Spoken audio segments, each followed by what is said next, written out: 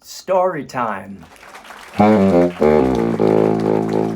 As I've said in previous videos, over the last year I've really wanted to release some quintet arrangements that I've done. However, something was holding me back, and that was that the bass player couldn't quite get his shit together. I'm the bass player.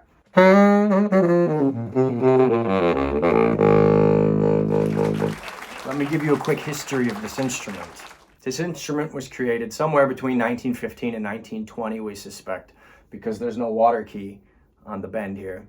The bass is labeled York & Sons, Grand Rapids, Michigan. York was a legitimate brass making company at the time. However, none of the research I've done or other people have done has been able to show me that York was making basses between 1915 and 1920. It looks like they started making their own sometime after 1921.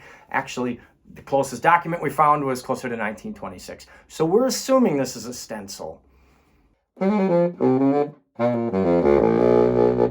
If you don't know what a stencil saxophone is a saxophone is a saxophone that was manufactured by one company and given the label of another company. Based on all of my highly academic research, I'm pretty sure this York was created by the Buescher Company.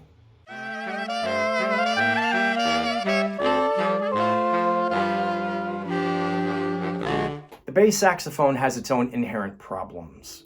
An instrument of this age has even more of those inherent problems. If you take all of the minor imperfections you find on altos and tenors, which are pretty normal instruments, and multiply them, that's what happens on baritones and basses. When I first took the drive to play this instrument, the guy that I was potentially buying it from said, "I've always wanted to hear the Star-Spangled Banner on bass saxophone." I tried to play it, but it was just a bunch of honks and squeaks that came out. While the pads looked pretty good, they weren't sealing. The action was clunky. It made my hands tired to move on it because it was so just terrible. That leads me to the intonation, which I didn't even check. I originally tried playing the instrument on the original mouthpiece that came with it, which was a late 19-teens Buescher mouthpiece. So a giant pickle barrel mouthpiece. This is a tenor Dukoff mouthpiece for comparison, right? This is the pickle barrel bass mouthpiece. Don't get me wrong, this classic Buescher mouthpiece sounds awesome. It's just very quiet, very dark, and very reed picky. And as a bonus, it tunes great to A equals 425. I went round and round with the intonation on this instrument, trying to figure out a way to get this thing to tune up. I did a lot of research online, and finally somebody said some of these old Bueschers had necks that were just insanely too long for any modern mouthpieces or even the old mouthpieces to tune up on. I contacted the guy that makes the Gloger necks in the Netherlands, who's one of the most respected neck manufacturers in the world for saxophones. And he said he could make one, but it was a big investment to get one of these on there, and I wasn't even sure it would fix the problem, to be honest. After buying a few mouthpieces and realizing they all tuned insanely flat, we pulled about 1.5 centimeters off of the neck. I know what you're saying. You can't fuck with old stuff like this. I know. But the fact is my ensembles aren't tuning to 425. Neither is yours. Sorry. This gave me the opportunity to push the mouthpiece in farther, bringing the pitch up. The intonation was almost passable by that point. However, there were still a lot of quirks on the instrument. It wouldn't slot in the lower register on particular notes. Low F would crack and go to middle F. Low E would crack and go to middle E.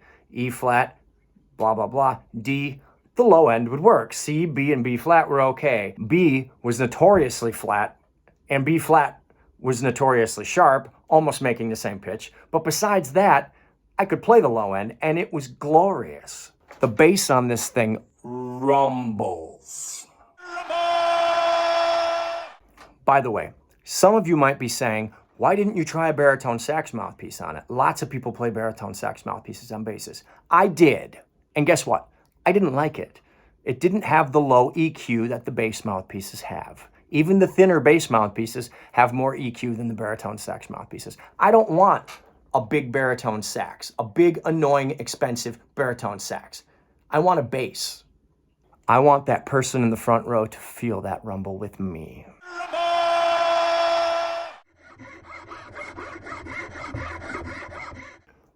I still wasn't able to get this solid enough to the point where I could record the quintet arrangements.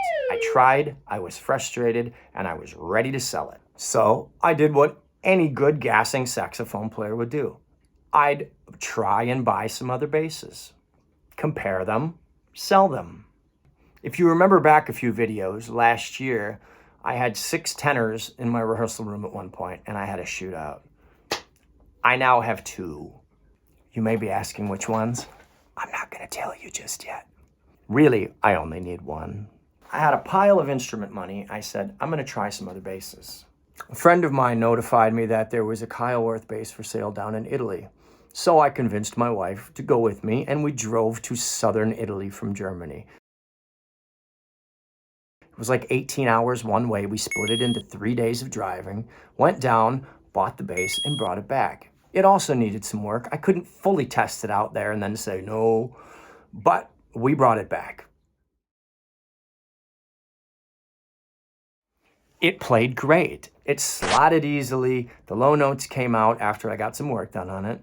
The mechanics were much easier to play than this old clunker. The intonation was substantially better. It accepted mouthpieces easier. I just preferred the tone of this old monster here. So I sold the Kyleworth to a collector who has a Kyleworth collection. Still doesn't mean I could play this enough for the quintet arrangements. So I sent an email to Benedict Eppelsheim, like any normal saxophonist would do. If you don't know who Benedict Eppelsheim is, Benedict Eppelsheim has a shop in Munich, Germany, and he is one of the foremost producers of bass and contrabass saxophones in the world. He's created his own portable contrabass called the Tubax, and it's super cool. I asked Herr Eppelsheim what it would cost to get a bass from him, because if I sold this and I sold another tenor, I could get close, probably in range to what one of his new instruments costs. They're expensive. However, he knew of one of his past clients that was selling his horn. And this doesn't happen every day with an Eppelsheim. Usually these are lifer instruments. That instrument was about 2 hours south of where I live in Bonn. So I begged the wife and we drove down and checked out the Eppelsheim. It was super cool. However, I wasn't ready to drop the huge amount of money that was required on it. I couldn't get it out of my mind. I kept thinking, maybe this is the horn. So I made a return trip and I played it again. The horn was leaking in spots. I said, if you get this thing fixed up to where I can really compare it with my horn, I may buy it. I just wasn't willing to take the chance of buying it and then paying for the repairs myself. I don't know how much this is gonna cost. This is a specialty instrument. It probably should be worked on by Herr Eppelsheim himself. That might cost a pretty penny. Crazy, the guy drove it out to Munich from where he lived, which was quite a travel, and left it with Herr Eppelsheim. The Eppelsheim factory did the adjustments and tweaked it up. And then I received a phone call from the seller and he said, why don't you go out to Munich and play it? So I did. I took a long travel out to Munich from Bonn by train, and I hopped off the train and jumped into the factory. I got to meet Herr Eppelsheim, who is so cool and quirky and everything you'd expect a musical engineering nerd to be. Super nice. The guys in the factory were cool. I'm watching them work on contrabass clarinet parts and stuff while I'm in there tooting on this thing. I wasn't able to make it sing immediately. I knew it was adjusted better, but I just couldn't get the air to get that thing to really hum for me. Long story short, it didn't happen.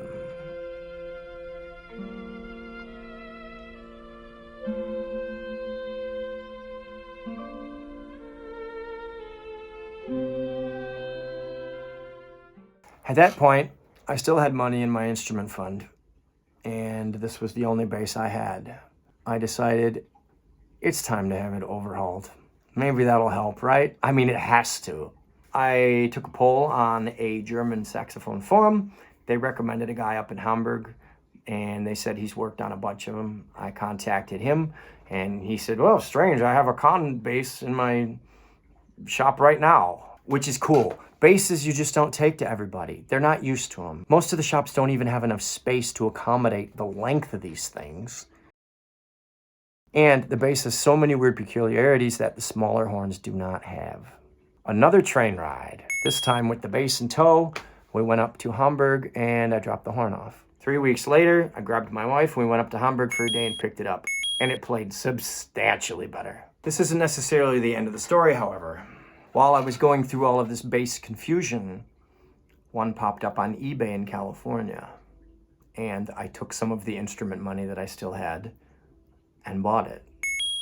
It's a legit Buscher from 1925. It is probably created by the same manufacturer that created this one. It's just a few years younger. And by a few years, I mean like, it's still from 1925.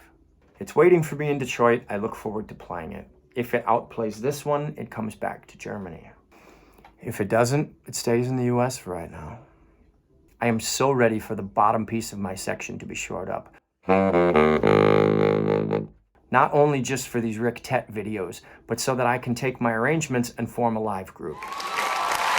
In another video, I'm going to talk about some of these peculiarities on the bass and really show you what's been going on. There's some weird stuff with these instruments, but it's fun.